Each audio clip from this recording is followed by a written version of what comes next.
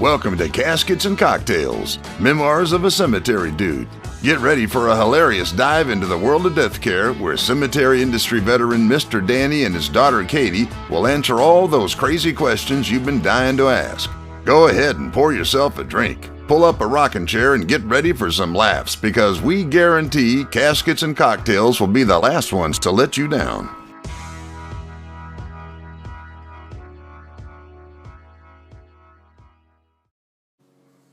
Hey guys, Katie Leverett here. Hey, I'm Danny Faulkner. I'm her daddy. And welcome to Caskets and Cocktails. And we have just a really fun show in store for you. Good. I'm excited about that. You're excited? Well, we are going to laugh a lot. And in fact, Mason from Iowa, he wants to know if there has ever been a funeral that was filled with laughter. I mean, that seems like odd. I thought maybe like a clown or, I don't know, a comedian maybe. Well, that brings me to mind of one that started out, a funeral, a burial, started out tragic. And it ended with everybody laughing so much they nearly peed their pants. Oh, no. Yeah. Oh, my gosh. Yeah. So it, like, changed on a dime. Oh, on a dime. Really? On a dime. Well, and the preacher was responsible for that change. no kidding. Yeah. Was he just hilarious? Well, the events are, I worked at a cemetery Okay. that was very hilly, very steep hills. And it was an old cemetery, and there were big old trees there, which, where I lived, it rained a lot. Okay. So the leaves fell. It was what's called a bronze cemetery. All of the markers were made out of flat bronze. And the leaves fell, and it had rained, and all these leaves kind of stacked up everywhere. So we got the... It was hilly. It was hilly. Rainy. Slick leaves. And oh, no. So I got all of the pallbearers. This does not sound good. The funeral directors pulled up in the hearse, and we got everybody lined up. And I always caution the pallbearers, you know, guys, we're not in a hurry. Let's take our time. Yeah. And be careful where you step. Yeah. Because if somebody gets hurt, you know, I mean, you're in trouble. So what happened was we had the casket, out of the hearse. Oh, no. And we start up the hill, and we had we had 8, and they were young, like maybe their grandkids in their late teens, early 20s. So we're talking about... They're sturdy men. We're not talking about 75-year-old men hobbling. No. We're talking about kids that are just full of vinegar and strong as an ox and all this sort of thing. So... I bet you wish all pallbearers were like that, huh? Yeah, instead of the pallbearers that show up, they're 112. Yeah. And they say, we're going to need some help. Oh, no. But anyway, so we start up this hill. And how high of a hill was it? it was a steep hill. It was a pretty steep hill. And we probably had to go, I would say, 120 feet up this hill to get to the grave space. And, you know, a situation like that, you would rather say, listen, why don't we bury you over here on the flat part? Yeah. But that was her husband. She was getting buried beside her husband. No, he was getting buried beside his wife is what it was. So anyway, we get about halfway up there. And everybody, and I'm trying to caution everybody.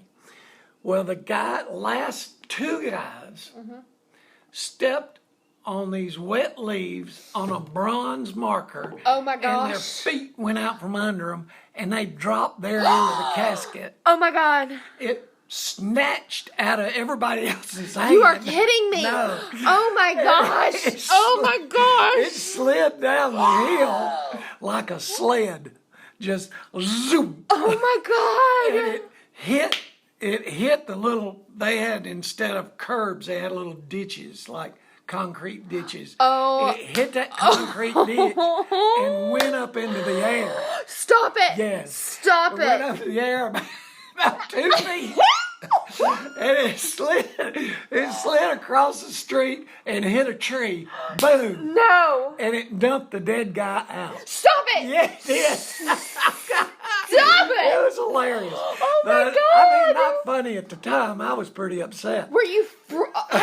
That is the freakiest thing. Were people screaming? Oh yeah, yeah. I mean, everybody was like, "Oh, Uncle Bob," or I'm whatever. so glad his wife was already dead. Yeah, really, or she should have been buried there. Oh my God. But anyway, so we had to go get a tarp, and we held a tarp up. Stop it. While Oh the my funeral God. directors got the body and put the body back in the casket. Oh. And they closed it back up. Closed it back up, and here we go again up this hill. Oh. I got a little bit more help than these Yes. 8 guys. What did that? Hold on. So let's back up. Yeah, okay. Did it hurt? Did it like slide over anyone? Did people jump out of the way?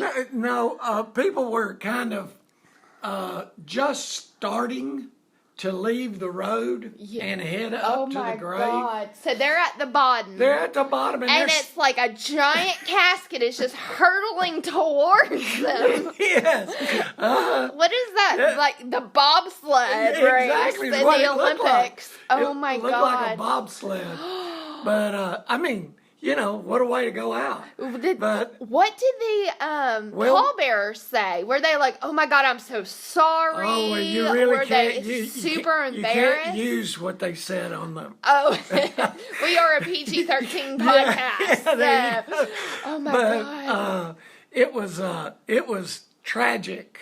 I mean, it was tragic, and so they got this character over, and it took about 3 of us to pick him up and put him in the casket. Ew, you had to pick them up and pop them back in? Yeah. Ew. And they closed the lid. And Was he all dirty was- from flopping in the ground? well, you know, I mean, I'm probably. But I guess he's dead. I you guess it couldn't doesn't tell. matter. Yeah. And he wasn't skin up, thankfully. Oh, yeah. If he was skin up, that would have been a bad thing. Oh, my God. But anyway, we got him back in, and we closed the lid, and up the hill we go again. And so by this time, you know, they had put the tarp up to hide what they were doing and all this stuff. And they had told everybody to go Did they on. carry a tarp just for instances like this? We had okay, at the cemetery. okay. We had one at the cemetery. So anyway, the funeral directors had told everybody to go on up to the graveside. Yeah. We'll be there in a minute. Oh, God. And so we trudge our way up there, and instead of 8 guys, I had like 10 or 12. Yes. You know, I got as many people to grab a hold as possible. And, of course, funeral directors were blaming me. They're saying, "You should have held on to that casket. How are you going to hold on? It would have killed me dead." I can just see your arm just... Yeah. But anyway, so we get up there, and we put him on the lowering device, and all the pallbearers step back. And the preacher says, "We're finally here." Oh, my God. And when he said that, everybody lost it. Everybody just started laughing till they were crying. Because, you know, given just enough time to that the critical nature of the event wore off. Yeah. And the humor of it came flooding in. But I mean, I'm talking about his kids, his grandkids, everybody. Everybody, you know, it's just like laughing until they're crying. And they were thinking, you know, Granddaddy went out just like he lived. You know, he one last moment of fun kind of thing. Oh my God! And it was when you look back on it, it was pretty poignant. When you think of the event, it's hilarious. Oh my God. I bet I cannot even like fathom seeing this. In my mind, I'm picturing it completely. I can't believe I don't know this story. Oh my God, that is intense. Yeah, it was. I bet they were so stressed out. And like and a lot of times that's my reaction when I'm really stressed out about something, or like, I don't know, I'll start to giggle and then you just can't stop. Yeah. And then it starts to get embarrassing, but starts building to a belly laugh. Yeah. Well, that's you're probably right. I guess it was stress because, but I was amazed. Stress and sing a casket to that. Oh my God. You know, not many people have seen that. No. I wish somebody at that funeral was listening to this podcast and could call in and tell us about that. Yeah, oh my God. That was wild. That's wild. Crazy. Yeah. Oh my goodness. So I think a lesson that I could take out of this story is really think through picking your gravesite. Yeah. Right? Well, yeah, that. Don't pick on the side of the hill. And don't get in a hurry. Don't get in a hurry. Because see, the dead guy's not in a hurry. That's true. So why are you in a hurry? Oh my God. So, especially when you're young, you know, like those guys were. But it was that was a weird thing. Oh my gosh. But kind of memorable. Kinda. Yeah, I think so. Well, I think that is an awesome opener story. And guys, we're going to pause. Hang on 1 second while you hear from one of our awesome sponsors. And we will be right back because we have a bunch of other awesome questions too. Hang tight.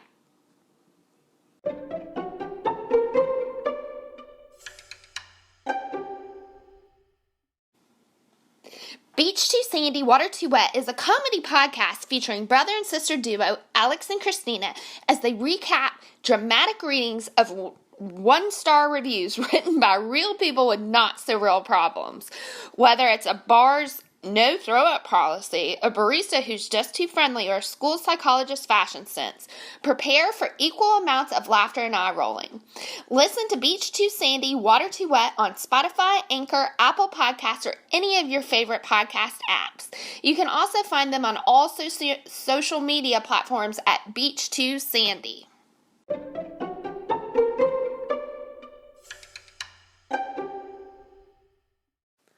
Welcome back. All right. So where have you been? I saw the guy in the blonde hair. He went over and got a beer. Well, we have a bunch of more questions, and we have some questions from Anna from Instagram, and she is very sweet. She sent us the nicest comments. Like, thank you so much, Anna. She said that she's vying for your job. Maybe she might be. She might not after she sees what all this takes. Yeah, that's true. But Anna said that she likes our show. She loves our show. She likes our Southern drawl.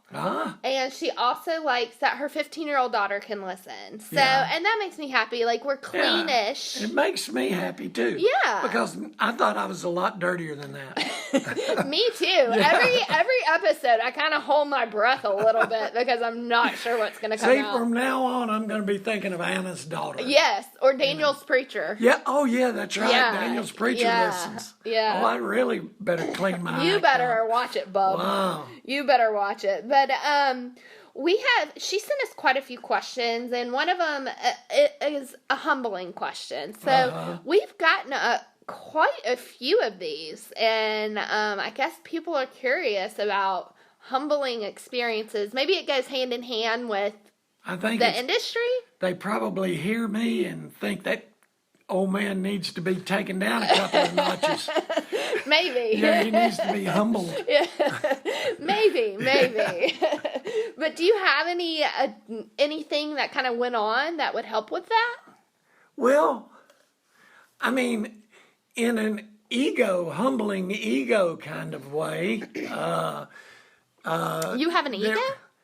I'm just kidding. Not a very big one. Not a very big one. No, I buried she was 102, 103, something like that. Gosh, is that common?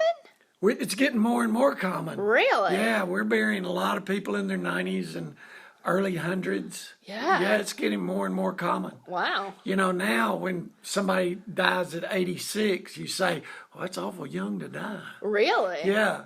Note to self, I need to step it up on the treadmill, huh? But this woman, she had never had kids. Never had kids. She graduated college, went to med school. Oh, wow. Became a doctor. Decided she wanted to be a lawyer. She went to law school What? while she was practicing medicine. Oh, my gosh. And somewhere along the way, she got her CPA. This woman had no time for children. That's exactly right. She was a busy lady. She wrote a book. Stop it. Yeah. She was a gourmet chef. Oh, my God. She was a master gardener. She was... Just think what you could have achieved without me dragging you down. Well, the next step was superhero. Yeah, exactly. She was going to be Captain Marvel. Yeah. But anyway, the more they read her obit, the worse I felt about myself. Going, what the hell have I been doing all my life? Why didn't I graduate magna cum laude from Harvard? I struggle with what to put in my Christmas card every year. I'm like, I made it another year. I'm still here. I don't know what. I drank some wine. I don't know. Well, what I do when I have to turn in a resume when I'm giving a talk to somebody or whatever, and they got to read it, they don't know me. Yeah. So I could say anything. Oh, yeah. And they read it, say, he invented NASA. Yeah. He worked with Al Gore and invented the internet. Yeah. Al Gore, right. You can say anything you want to. Yeah. But this is a dead woman, and it's all true. Yeah. It was just astonishing. Oh, my gosh. And I felt very humbled with what miserableness of my life is obvious compared to hers. I feel like I need to step up a notch after that. Yeah, her next step would have been a host on a Jeopardy. Yeah, exactly. Kicking Alec Trick back out. Yeah. Oh, well, that definitely is humbling for sure. Well, Anna has a question for me. Really? I never get questions. I am so sorry. I know. I'm not the star of the show, and I'm okay with that. Are you? Yeah. Okay. Yeah, kind of. Well, even though I do all the work, everyone, just to let you know. This is what happens when you let the technicians have a part. Yeah, exactly. The bitterness starts to ooze out. Yeah, it does. No, I love it. But she wanted to know how growing up with a parent in the death care industry has affected me, and like if I have any memories of the profession as a kid. So looking back, it's weird now that I'm a parent myself. At the time, it wasn't weird. It was just your everyday normal, It wasn't anything strange to go and ride my bike in the cemetery or to tell people that we had gone on a picnic in the cemetery. I mean, that wasn't weird at the time. Looking back, I have a kindergartner, so looking back, if my kindergartner was like, I want to go on a picnic in the cemetery, I'd be like, that's strange. But overall, it was really a great childhood, but one of my favorite memories is the limousine. So as a kid, I have a summer birthday, y'all, and that is the biggest bummer when you're a kid because you don't get the cupcakes at school. Nobody at school sings you happy birthday. It's like, and then most of the time everybody's out of town for your birthday anyway, and they don't show up to your birthday parties. So one of my favorite memories was the last day of school every year. You would come and pick me and all my little friends up in the funeral home limousine. And you'd take us home, we'd have a slumber party, swim in the swimming pool, whatever. And but it was so fun because none of us realized that a funeral home limo is not the same thing as a real life limo. Yeah. Like a party limo. Like in a party limo, so if you guys have never been in a limo, it's or in a funeral home limo, a party limo, you get in and it wraps around, there's lights, there's champagne, there's no lights, there's no champagne rack, Wait a minute, she was 10, there was no champagne. There was definitely no champagne. But it was like, a funeral home limo has the bench seats. Yeah. It's almost like a van seating, but in a limo. But as kids, we had no idea. We just thought it was so awesome to be picked up in the limo. Well, y'all enjoyed yourself waving at everybody on the freeway. Oh, yeah. And I can only imagine what they thought. Here is a funeral home limo going down the street, and it's packed full of all these 10-year-old little girls with the windows down waving to everybody. So, I mean, I think that is probably my best memory. And oh, good. It was a little strange looking back, but overall it was awesome, and I wouldn't change a thing. The strange part was learning to shoot guns in a cemetery. Yeah, I think just doing and fishing at the anything cemetery. in the cemetery is pretty strange, Daddy. Like, I hate to break it to you, but it's all a little weird. See, I never thought that. I don't know. But and then the last one from Anna, and I love this. This is like, what's the most poignant funeral that you've ever witnessed? My mother's. Uh-oh. Oh, I have a feeling we're going to have some tears on this one. Yeah, really. My mother's saying was, all my life, was when life gives you lemons, make lemonade. Yeah. She always said that. And when she died, your mother brought a big bag of lemons and made sure everybody got a lemon. And everybody said something about your grandmother. And then we all put lemons in the grave, and they lowered her down. Yeah. And I just thought it was very poignant. It was meaningful, but it was also very creative. Yeah. To have tied that together, you know. I mean, even if it wasn't my mom, if it was somebody else's mom, knowing that was her mantra, so to speak, and that just tied everything together for me. Yeah. And she didn't tell anybody about this. She had this, like, grocery bag at the funeral, and she was like, don't worry about it. I was like, what is in there? Yeah, I was wondering that too. Yeah, it was so strange, but I was afraid to ask. Yeah, you never quite know. Could have been a monkey. Yeah, you never know. I opened the bag of monkey jumps out. Your mother was a card in herself, so if you guys think this guy has personality, you should have met his mama, because she was a handful and a half. Yes, she was. But it was really special, and I think that's something that can be just something that you take away when you're thinking about somebody's funeral. Really think about the person that they are and what would be special to honor them. And that was the way we honored our mamu, and we loved her very much. One of the questions that Anna asked, which when I read it, I do want to bring it up, and it ties into this particular funeral, in that do it in advance. Call, if you've got cemetery property, call your funeral guy. Make your funeral out in advance. Pay for it, pick it out, do it exactly the way you want it, because on the day you die, your husband or wife are not going to be thinking about it. Yeah. They're going to listen to a funeral director. The funeral director is going to tell them how the last 400 funerals went. Yeah. And yours is no more special than the next guy's. Yeah. It's no more creative than the next guy. It doesn't tie in. So if you do it before you die, write out exactly what you want, how you want it to happen. All of those type things. That is so important, because you don't have to worry about it.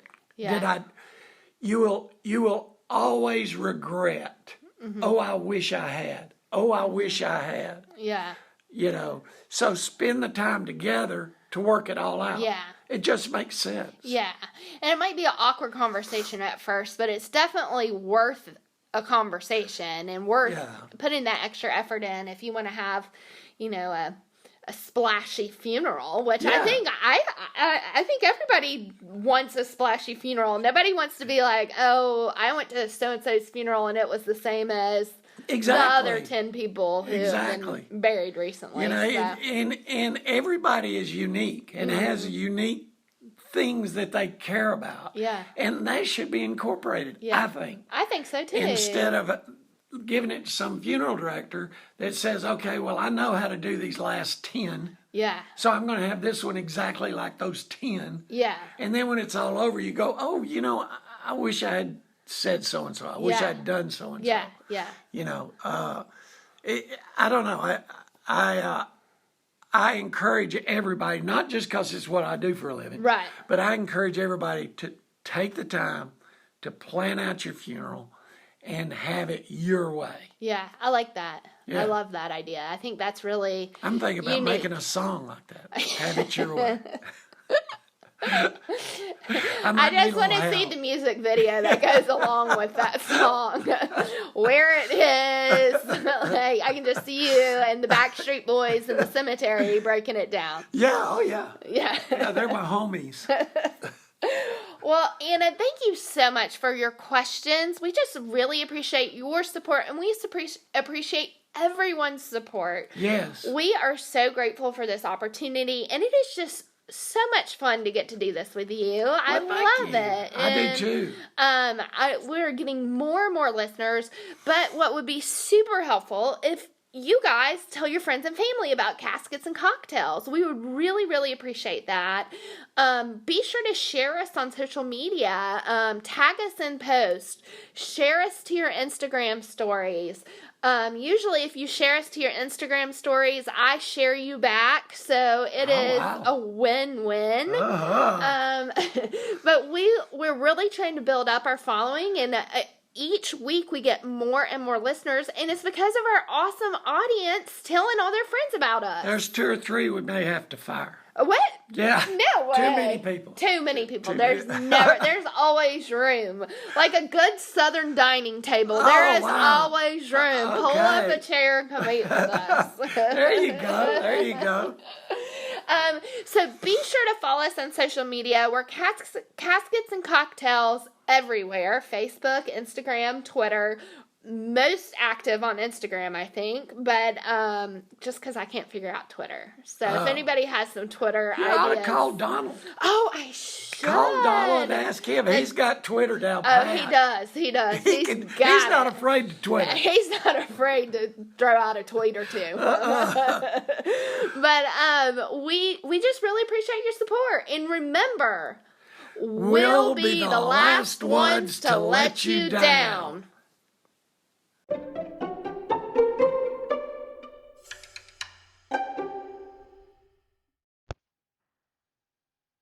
you ever wanted to start your own podcast just like we did over here at Caskets and Cocktails? You can do it yourself. Go to anchor.com. It's free, it's easy, it's everything you need to make a podcast in one place. You can record and edit. They'll distribute your podcast everywhere. You can make money from your podcast. So download the Anchor app or go to anchor.fm to get started today.